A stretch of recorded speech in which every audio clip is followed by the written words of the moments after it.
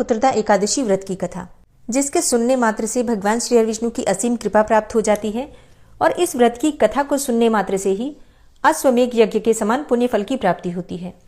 पौष मास की कृष्ण पक्ष की एकादशी सफला एकादशी का सारा वृतांत सुनने के बाद महाराज युधिष्ठिर ने भगवान श्री कृष्ण से पूछा, हे भगवान, आपने सफला एकादशी का महात्म्य बताकर बड़ी कृपा की। अब कृपा करके यह बतलाइए कि पौष मास की शुक्ल पक्ष की एकादशी का क्या नाम है, उसकी विधि क्या है और उसमें कौन से देवता का पूजन किया जाता है। महाराज युधिष्ठिर के पूछने पर भक्तवत्सल भगवान श्री कृष्ण बोले, हे राजन, इस एकादशी का नाम पुत्रदा एकादशी है। इसमें भी भगवान नारायण की ही पूजा की जाती है।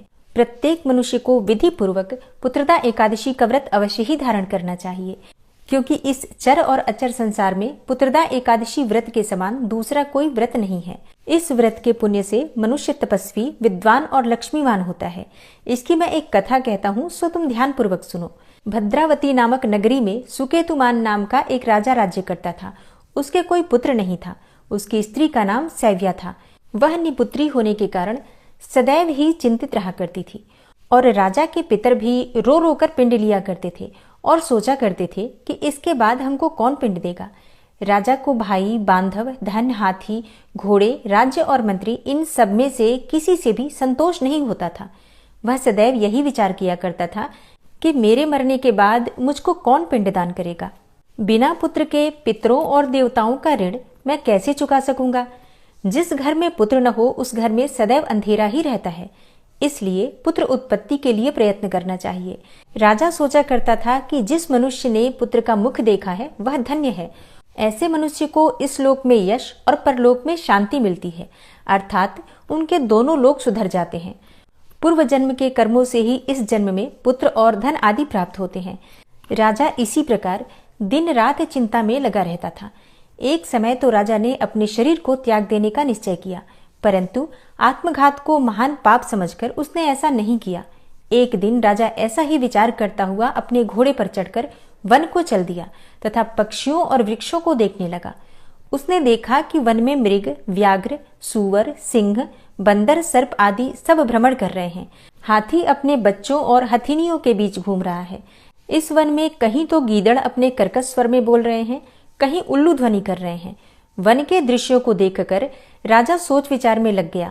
इसी प्रकार आधा दिन बीत गया। वह सोचने लगा कि मैंने कई यज्ञ किए, ब्राह्मणों को स्वादिष्ट भोजन से तृप्त किया, फिर भी मुझको दुख प्राप्त हुआ, ऐसा क्यों। राजा प्यास के मारे अत्यंत दुखी हो गया और पानी की तलाश में इधर उधर फिरने लगा।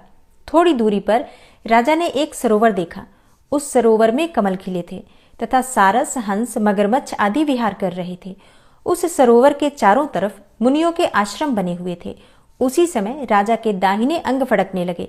राजा शुभ शकुन समझकर घोड़े से उतरकर मुनियों को दंडवत प्रणाम करके बैठ गया। राजा को देखकर मुनियों ने कहा, हे राजन, हम तुमसे अत्यंत प्रसन्न हैं। तुम्हारी क्या इच्छा है सो कहो। राजा ने पूछा, महाराज, आप कौन हैं और किस लिए यहाँ आए हैं। हे महाराज, कृपा करके आप अपने विषय में मुझे बतलाइए। मुनि कहने लगे कि हे राजन, आज संतान देने वाली पुत्रदा एकादशी है।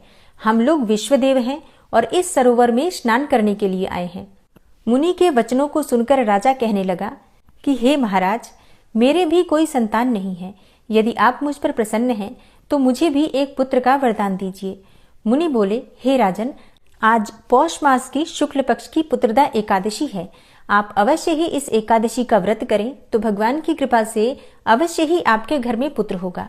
मुनि के वचनों को सुनकर राजा ने उसी दिन पुत्रदा एकादशी का व्रत किया और द्वादशी को उस व्रत का पारण किया।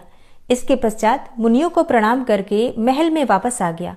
कुछ समय बीतने के बाद रानी ने गर्भ धारण किया और 9 महीने के पश्चात उसे एक उत्तम पुत्र की प्राप्ति हुई, जो बड़ा होकर अत्यंत वीर, यशस्वी और प्रजापालक चक्रवर्ती सम्राट बना। भगवान श्री कृष्ण बोले, हे राजन, पुत्र प्राप्ति के लिए पुत्रदा एकादशी का व्रत करना चाहिए। इस व्रत के करने वाले यशस्वी और पितृभक्त पुत्र तो पाते ही हैं। इसके महात्म्य का श्रवण करने मात्र से ही मनुष्य को सुंदर संतान और मोक्ष की प्राप्ति होती है। तो प्रेम से बोलिए, श्री लक्ष्मी नारायण की जय, एकादशी माता की जय। जय जय श्री कृष्णा, जय श्री राधे। और अब जानते हैं कि अगर आपकी संतान प्राप्ति की कामना है तो उसके लिए आज आपको कौन सा उपाय करना चाहिए? देखिए, संतान की प्राप्ति अगर आपको चाहिए तो जरूरी है कि आप लड्डू गोपाल की पूजा करें। अब इसके लिए आप चाहे तो फोटो भी रख सकते हैं या फिर विग्रह भी रख सकते हैं, जो भी आपके पास उपलब्ध हो। विधि विधान से उनकी पूजा कीजिए, पीले रंग के पुष्प अर्पित कीजिए, पीले रंग के वस्त्र अर्पित कीजिए। इसके बाद माखन मिश्री का भोग लगा दीजिए अगर आपके पास उपलब्ध हो तो। अगर माखन मिश्री ना हो तो जो भी आपके पास उपलब्ध हो, जैसे कि मिश्री या फिर आपके पास ड्राई फ्रूट्स हो तो उनका भी भोग लगा सकते हैं, या फलों का भोग लगा सकते हैं, जो भी आपके पास उपलब्ध हो। और फिर वहीं बैठकर आपको मंत्र जप करना है। मंत्र है ओम देवकी सुत गोविंद वासुदेव जगतपते देहि मे तनयम कृष्णम त्वामहम शरणम गता। ये संतान गोपाल मंत्र है, संतान की प्राप्ति के लिए, पुत्र की प्राप्ति के लिए, वंश की वृद्धि के लिए। शास्त्रों में इस मंत्र को सर्वश्रेष्ठ बताया गया है, इसलिए इस मंत्र को जरूर जपना चाहिए अगर आपको संतान प्राप्ति की कामना है तो। कितनी संख्या में मंत्र जप करना है? कम से कम 11 माला आज आपको जरूर जपना चाहिए। अब आज से प्रारंभ कर दीजिए, फिर प्रतिदिन आपको नियम से रोज सुबह या फिर शाम को जब भी आपको टाइम मिले कोई भी एक समय निश्चित कर लीजिए, फिर प्रतिदिन आपको उसी समय इस मंत्र का जप करना है। अच्छा, कौन सी माला होगी? तुलसी की माला। अगर आपके पास तुलसी की माला हो तो तुलसी की माला से जप कीजिए। तुलसी की माला ना हो तो रुद्राक्ष की माला से भी मंत्र जप कर सकते हैं। अब आप चाहें तो प्रतिदिन 5 माला भी जप कर सकते हैं, 11 माला भी जप कर सकते हैं, इससे ज्यादा संख्या में भी जप कर सकते हैं। प्रतिदिन लड्डू गोपाल का ध्यान करके या फिर लड्डू गोपाल का विग्रह हो तो उनकी पूजा करके आप इस मंत्र को जप सकते हैं। विधि विधान से अगर आप इस मंत्र का जप कर लेते हैं श्रद्धा भाव के साथ और पूरे विश्वास के साथ, तो विश्वास कीजिए भगवान श्री विष्णु की कृपा से आपके घर में जल्दी ही उत्तम और योग्य संतान की प्राप्ति होती है, इसमें कहीं कोई संशय नहीं। और अब जैसे कि कई भक्त पूजा कर सकती हैं, मतलब पति या फिर पत्नी कोई भी पूजा कर सकता है, कोई भी मंत्र का जप कर सकता है, लेकिन हाँ, प्रयास करना चाहिए कि पति पत्नी दोनों मिलकर संतान की प्राप्ति के लिए भगवान से प्रार्थना करें। तो अगर आप रोज नहीं एक साथ बैठ पाते हैं तो कम से कम एकादशी के दिन प्रारंभ आप जरूर कोशिश कीजिए कि दोनों मिलकर पूजा प्रारंभ कर पाएं, दोनों एक साथ मिलकर भगवान से प्रार्थना कर पाएं, इसका लाभ ज्यादा होता है। लेकिन अगर आप अकेले भी कर रहे हैं तो भी परेशान होने की आवश्यकता नहीं है, भगवान से प्रार्थना कीजिए, निश्चित ही आपकी कामना पूर्ण होगी।